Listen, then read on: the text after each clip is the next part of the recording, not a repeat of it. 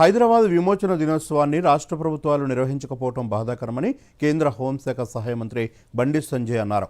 ప్రజల డిమాండ్లను ఎన్నడూ పాలకులు పట్టించుకోలేదన్నారు.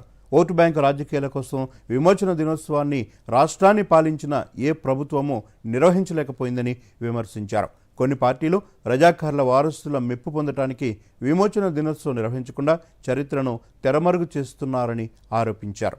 ప్రజలను పార్టీలు ఏమార్చాలనుకోవటం బాధాకరమన్నారు.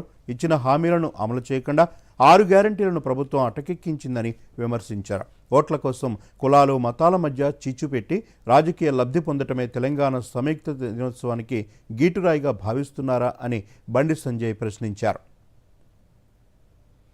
తెలంగాణ సమైక్యత దినోత్సవం అని ఒక పార్టీ, తెలంగాణ ప్రజాపాలన దినోత్సవం అని మరొక పార్టీ ప్రజలను ఏమార్చాలనుకోవడం బాధాకరం. ప్రజాపాలన దినోత్సవం అంటే ఒక్కరోజే పాలన చేసి మిగిలిన రోజులు దోసుకొని తినడమా? ఇచ్చిన హామీలు నెరవేర్చకుండా 6 గ్యారంటీలను అటకెక్కించి ప్రజలను ఏమార్చడమే ప్రజాపాలన దినోత్సవంకి గీటురాయి అనుకోవాలన్నా?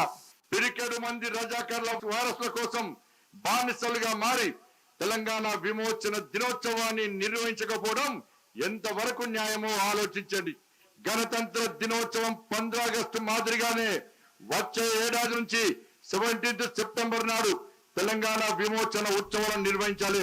రాష్ట్ర ప్రభుత్వం అధికారికంగా నిర్వహిస్తే కేంద్ర ప్రభుత్వం భాగస్వామ్యం అవే ఎందుకు